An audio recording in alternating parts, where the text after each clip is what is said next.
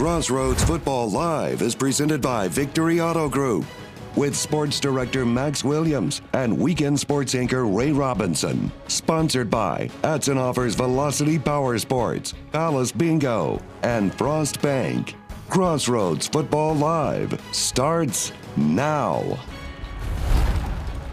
Welcome everyone back here to Crossroads Football Live, and happy to do a Halloween special here as we are only 2 weeks left here of the regular season. And what's going to be our game of the week here on Halloween night? Were there any big time scares? Were there any big time upsets as the playoffs are arriving? So let's go out to the Corpus area where our game of the week was the Edna Cowboys, who are currently on a 4-game winning streak. They faced out the West Oso Bears in this contest. Both teams head into this one at 5-3 overall. So let's now start checking out the highlights. First of all, big time play Trevor Floyd. Good to see him healthy and back. What a throw down the field. It gets tipped up in the air and a big time catch for the touchdown. And guess who it was? Keegan Hicks. We talked about if he can be at big time punt returns, kick returns, and he gets a receiving touchdown right there. Edna strikes first. Now for West Oso, they just couldn't get the offense going. They had a usually good quarterback there in Brandon Guerra that could make some plays, but at the end of the day, just couldn't find the end zone. And this defense was electric. And again, they shut out there the West Oso Bears because the final score in this contest therefore was 46-0. The Edna Cowboys there would get the win. So Edna has been on a roll, 5 straight victories, and now with that win, they are 5-1 overall. And again, they are currently tied with Goliad, that again won there yesterday, and Orange Grove that also got a big time win there tonight. So it's going to come down to the last week in that district to see who wants to try to get the #1 spot in that area, because again, for the Cowboys at least, they're going to be back at home versus Palacios next week. Now after this big time win out there in West Oso, our 25 News Now weekend sports reporter there and Ray Robinson was out there at West Oso High School. He had a chance to catch up with the top player of the game in Keegan Hicks about what he did just so well and how did he make those big time plays to get the victory. Max, Week 10 just concluded, and we got the Edna Cowboys once again victorious, beating West Oso. Final score 40-6, and one of the guys responsible, Keegan Hicks, or should you say Mr. Catch Him If You Can. But before we get to that highlight, Keegan, how are you feeling after a good game? I think you guys made a statement. This game just saw you guys, really just, take care of business early on. Yeah, we like to come in the game hot, but we got a little sloppy in the second quarter, but we turned it on as we should have. For sure, yeah, and I think the second half you kick things off with a bang with that return, man. What is the goal like? Every time you touch the ball, is it to end it with a touchdown, no matter how far away you are from the end zone? It's a touchdown, so I can celebrate with my boy Aiden Luger right here. That's it, touchdowns. It's all in my mind. Touchdown. For sure. Do you be short-winded? Like I said, because that's a long run sometimes. 100 yards, 80 yards. Just walk me through the stamina. It takes a lot of stamina. We run at practice all the time. Okay. We keep the stamina up there. I'll tell you that. All right. We got 2 more games left. You guys are in a close battle in district, second in district. So, what is the takeaway from tonight, and how are you guys looking to end out the regular season? Another W, obviously, going to playoffs, chip on our shoulder, looking for a ring. Absolutely. We're looking forward to it, Keegan. Max, back to you. All right, love it there from Keegan Hicks. Again, for this Edna team, they're just getting better and better week by week, and I think that's going to be huge. I'm going to predict right now the Edna Cowboys are going to win the district there outright over Goliad and Orange Grove. But we're going to see there next week because we got a lot of craziness out there in that district. But speaking in a crazy district out in 4A, the Ocampo Ricebirds looking to rebound after they lost to Bay City last week versus Calhoun. And started off here, how about big time play from Holton Hadley and Calhoun? They usually, when they get the running game going, Calhoun is very dangerous. Remember, they did the triple option a lot last year. They've kind of done more of a spread, but they didn't use the offense in a wing T spread. And that time, Ashton Sertle went to his favorite player, Isaiah Cabrils, and then the next play after that, they punched it in for the Sand Crabs. And again, Calhoun, what they do so well is, again, that balanced type of offense. And again, a mistake, though, from Sertle as El Campo, again, their defense has been huge. They get them down into the red zone. Right after that, though, Kylan Taylor calls his own number and gets into the end zone, and El Campo responds. Then out there, Colt Reed finds out to the outside, trying to make a play, and guess what? He would get out there inside. No one's going to tackle him apparently there for Calhoun, but the ball comes out. It looked like he was going to go there, and then Calhoun there responds, because this game, after this play right here for Calhoun, they would have a chance to score after that, and the Sand Crabs would hang on to get the victory, 35-31. So for El Campo, back-to-back losses. For Calhoun, back-to-back wins, and they are building a lot of confidence. And again, we had a chance after the game to also catch up with the Calhoun head coach and Stephen Hernster about how this win is going to affect them against their big-time matchup versus Bay City next week. It kind of turned into a track meet the second half. It was a lot of scoring going on. You know, we moved the ball really well in the first half. We just sort of faltered a little bit in the red zone. We just cleaned things up. We didn't really change anything. There weren't any crazy adjustments. We just cleaned up and played our game in the second half and came out on top. And if we can play like we did in the second half, we're going to be a scary team. And like you heard from Coach Hernster, if they can just play again a complete game here for Calhoun, I think this team, watch out. They're getting hot at the right time. For El Campo, they're just looking to respond back as they actually face the district favorite right now in Lavernia next week. While again, Bay City Calhoun, sign me up for that matchup next week. That's going to be a big one to watch down the road. Now we go over to Industrial versus East Bernard. For Industrial, they were again heading in on a 3-game winning streak into this match versus East Bernard, but the Brahmas, they are undefeated right now out there in 3 Division II. They get the win 28-7. So for Industrial, they are officially 3-2, tied with Wallace Brazos. After that matchup for both of those teams, they again, whoever wins that matchup, their 3-2 battle of those teams will be the number 3 seed. Whoever loses that matchup will be the number 4 seed going into the playoffs starting next week. And stay with us here on Crossroads Football Live, as after the break, we're going to have a chance to check out the 2 local teams in Cuero and Victoria East, and we're going to reveal tonight's Band of the Week. That's coming up next on Crossroads Football Live. This portion of Crossroads Football Live is brought to you by Victory Auto Group, where the customer always wins.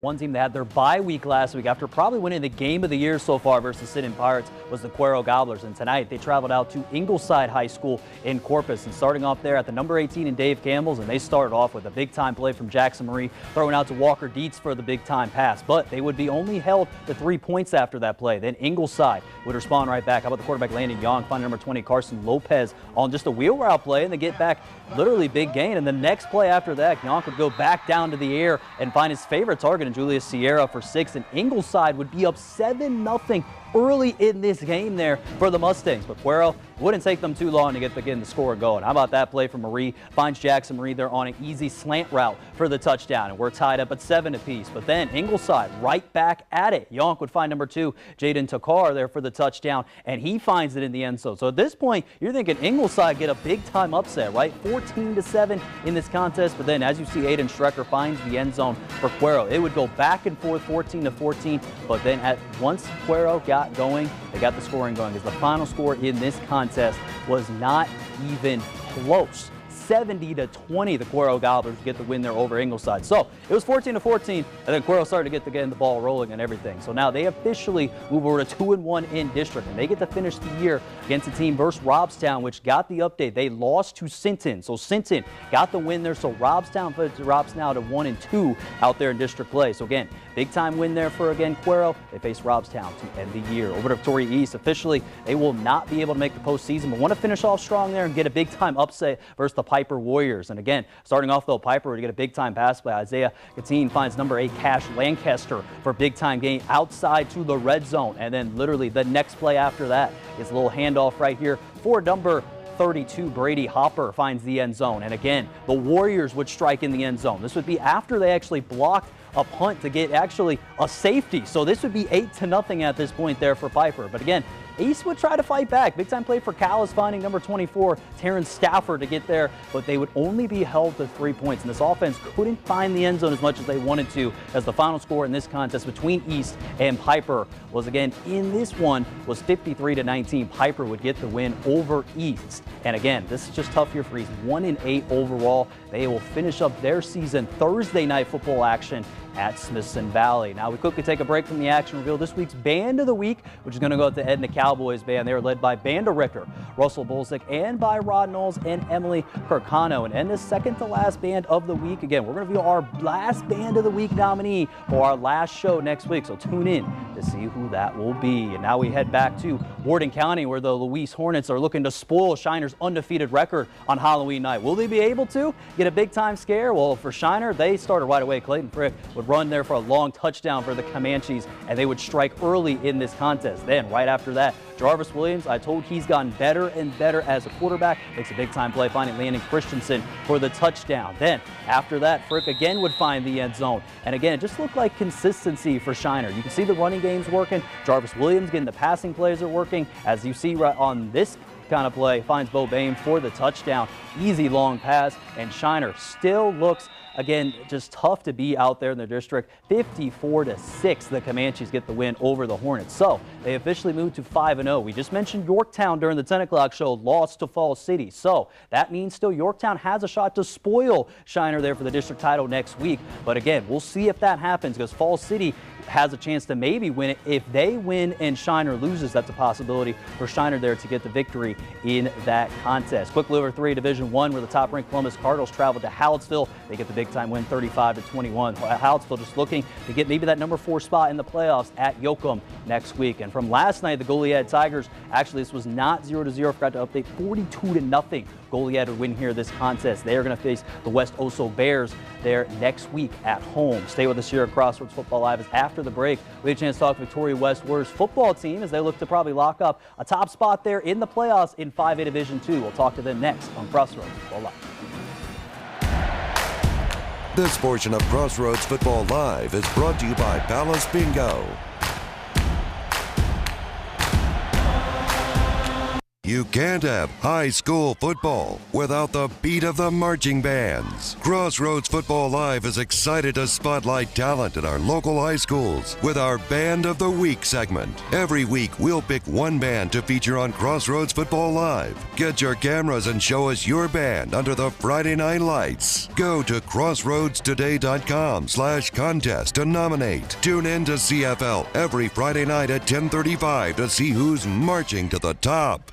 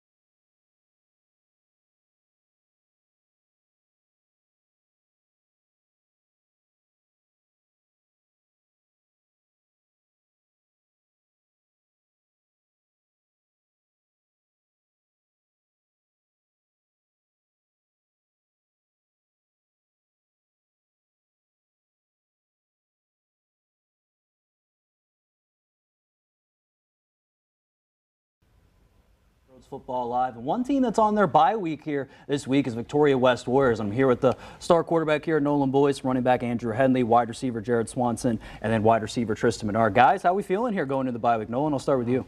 I just feel great. We just came off a big win. Definitely fueled our guys, and we're just getting ready for vets and playoffs. Absolutely. It was good to see you guys get like a big kind of bounce back game against Harlandale, right? Because they obviously the top two teams, right? Alamo Heights, Bernie. You know, those teams are tough there in your district. And crazy enough, you guys played them there in the playoffs last year. And so, Nolan, I'll kind of talk with you about how does it feel, you know, when you see Bernie there as a team, right? Like, what are some things, you know, like that you've noticed is like, man, you want to try to fix around because you never know if you'll play them in the playoffs there coming up later down the road, you'd say. I would just say our level of toughness. I know for sure some of our guys, it was down, but I think if we just pick it up, play them in the playoffs, it'll be different.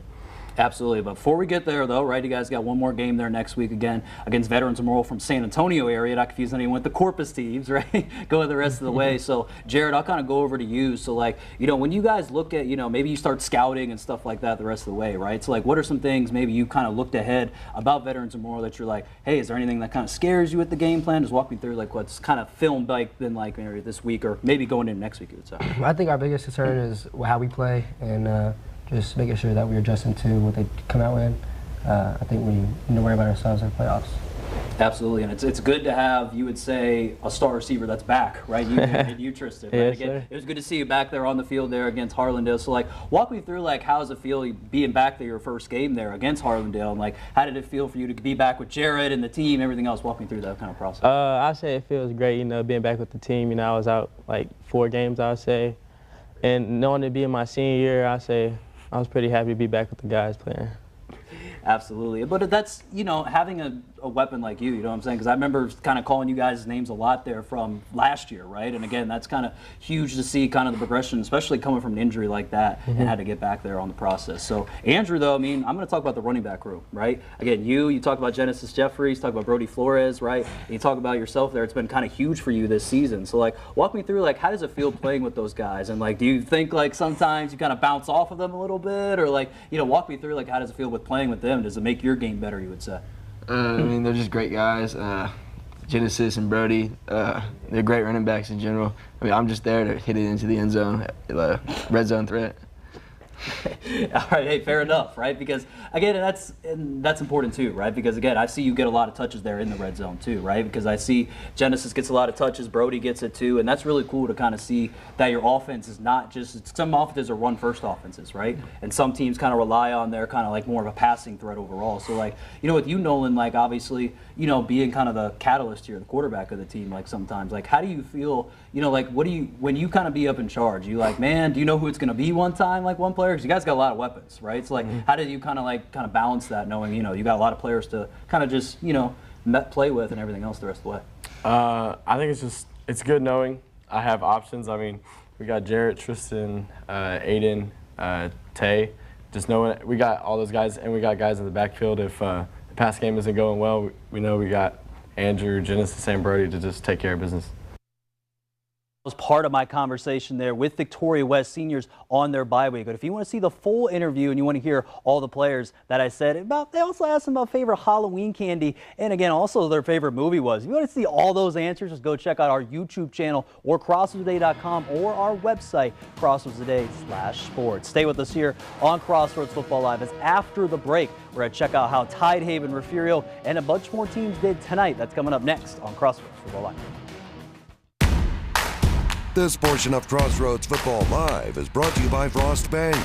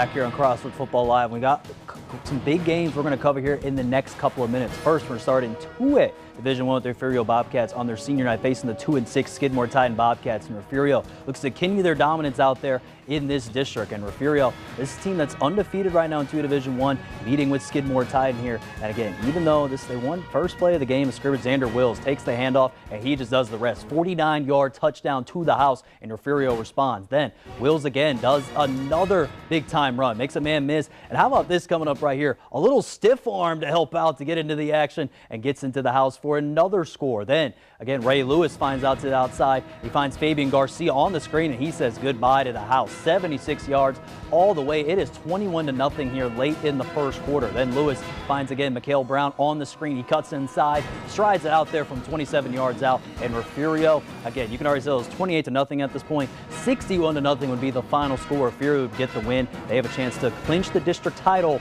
next week.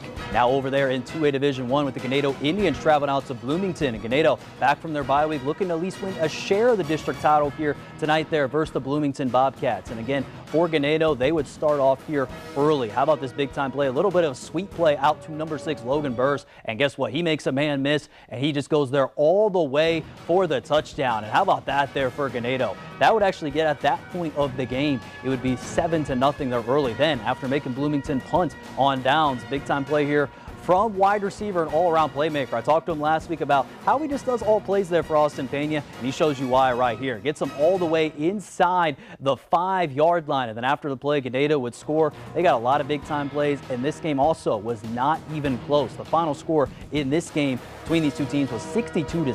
Ganado would get the win. And again, for Ganado, they at least now knowing with Weimer, if Weimer would again, they won today, so that means Ganado has to win next week to win the district title. That'll be at home versus Danbury. Staying in 3 Division I with the Clash of Sharks hosting senior night versus the London Pirates. And again, London's trying to fight for that number 4 spot in district while Palacios looking to play spoiler on Halloween night. But big time play from London to start off with. How about the big time pass from Alex Manning, getting it down to the inside for the big time pass. Then Manning again, this time does a little quick kind of screenplay out to the outside, and London does the rest for the touchdown. And again, London got some big time plays in this contest, but for Palacios, they would not ruin London's playoff hopes. The final score in this game would be 41-13. London would get the win. Again, for Palacios, they fall to 1-5 in district, and they're just going to end their season at Edna next week. Some quick score updates. Yoakum versus Hitchcock. Yoakum gets a big time victory, 30-26 versus Hitchcock. They are now again 2-1 in district play. They're going to fight now to get the 3rd place spot in district versus Hallettsville